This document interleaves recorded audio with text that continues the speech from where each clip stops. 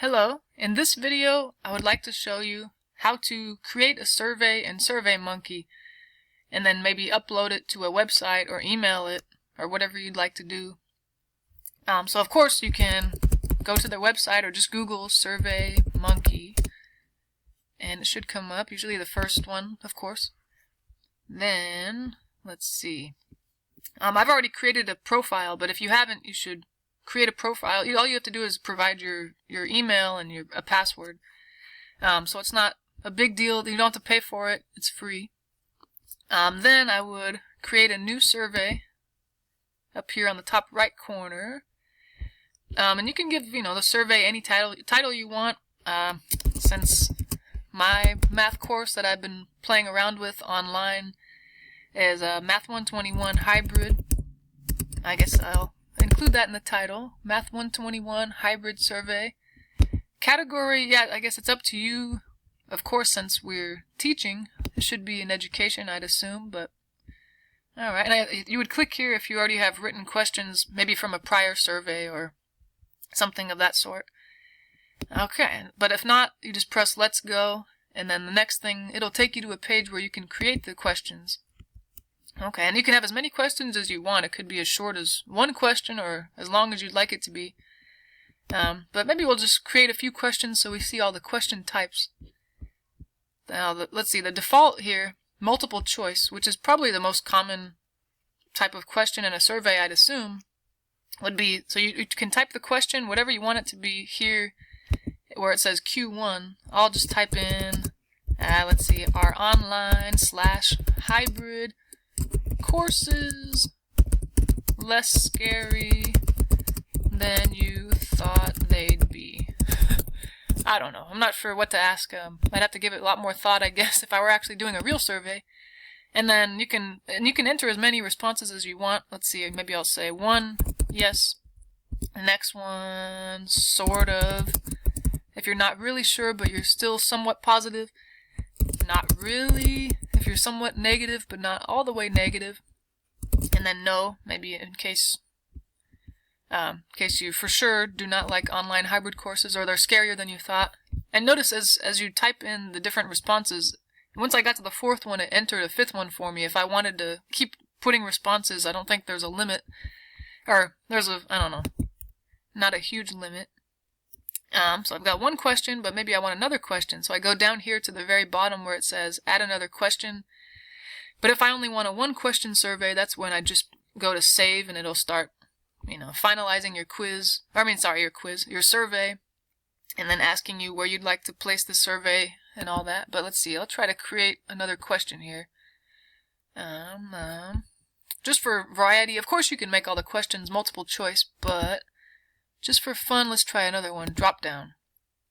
So that one, I think it's similar, it's just they won't see all the responses and they won't have a multiple choice to click on. It'll be a drop down menu. But very similar, it's just how would you like them to see their possible responses. So yeah, it could be all kinds of things. Let's see, how about are you planning to take calculus? I don't know. I know I only ask yes or no questions. I should ask some more outside the box questions. Maybe yes, maybe no. I guess those are pretty much the only responses. How about not sure? That's a good one. I don't know, something of that sort. And let's see, what other kind of questions can you add? Okay, there's also star ratings. So, you can imagine what that would be. If you just want them to rate this course so far, or rate whatever it is, then you're gonna see a scale of 1 to 5 stars, and you can choose, if you don't like stars, you can choose hearts or thumbs. That's kind of fun. Thumbs up. So that's a good one. I don't know how often you would use that, but it's an option. That's good to know. What else do we have?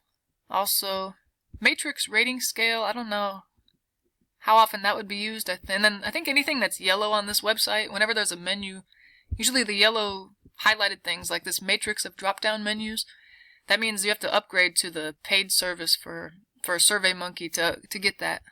But I think all these questions are I mean, all these types of questions are enough for most people's purposes. Let's see, ranking.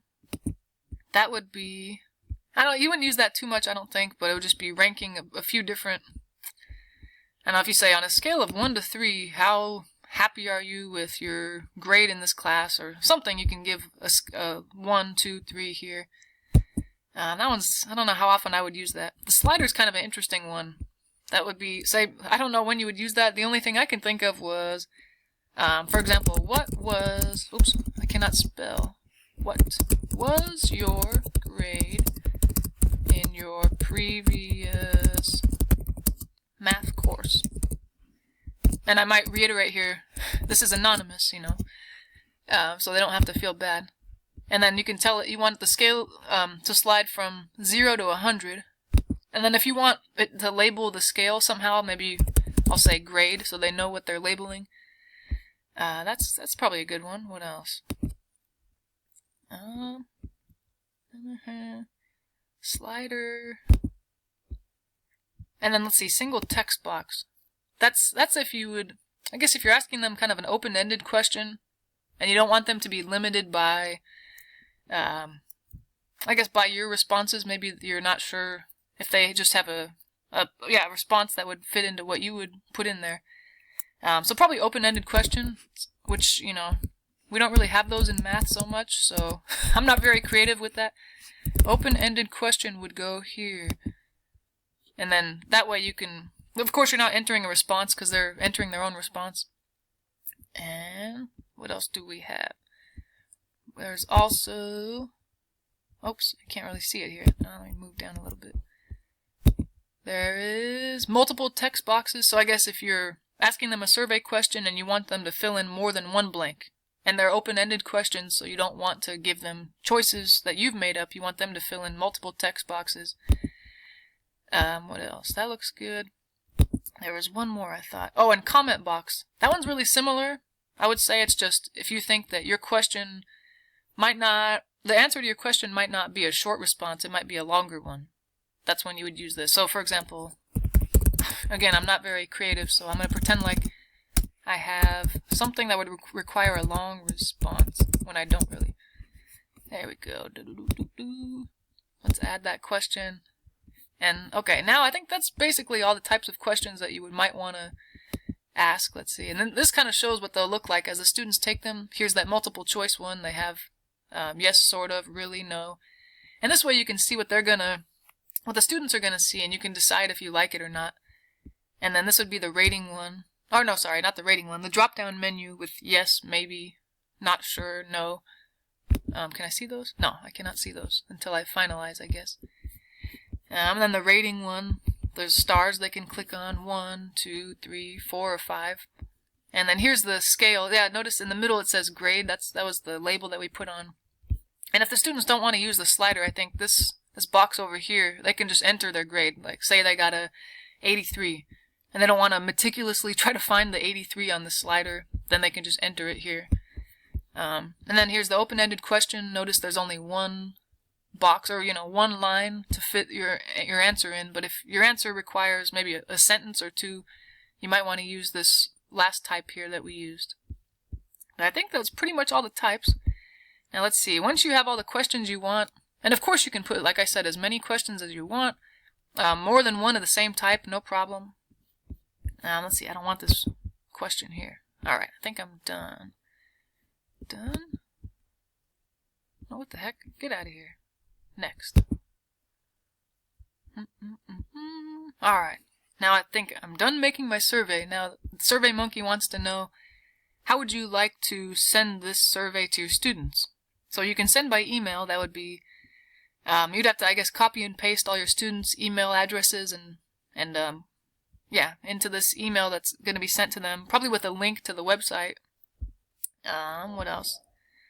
Get the web link. That's what you would use if you want to embed this into, sorry. I guess if you want to create a link to a new web page, this would be the option. And then if you have a Facebook associated with your your online course, this would be a good way to go. Students are usually on some social media anyway. And then this is the one we would probably use if we wanted to embed this survey onto Canvas, this is where we would go. So let's see how it looks. Embed on website. It's thinking about it. Okay, embed survey. That's what I would like to do. Thinking. So it's gonna ask me how I would like it to pop up, or how I'd like it to display on whatever website I'm trying to put this on. So all they're really asking for is how wide and how, I guess, what size do you want the box to appear? And if you don't really care, you could just kind of stay with the option that's given. But yeah, if you like to customize it, go ahead and make it as, the box the size that you want. And but if you don't care, just go for it. Keep going. See, the next thing, as I mentioned, these yellow options here, these are the ones that you'd have to upgrade your SurveyMonkey account. But usually you don't really need any of these. Thank you page, that would, I guess if you want to send them a thank you note for taking the survey, this would do it. But you'd have to upgrade. I think most of these I just forget about those. Next. Alright, now this is what you really want. So if you recall, when you're on Canvas's website, you just create a new page, and then in the HTML editor, you're going to copy and paste this into the HTML editor, and it should go ahead and embed it into your Canvas. Pretty simple. I like Canvas in that way, that it's pretty simple to embed, videos or surveys or things of that sort. But I think that's pretty much it. So hopefully that explained it pretty well. Thanks for listening, and have a nice day.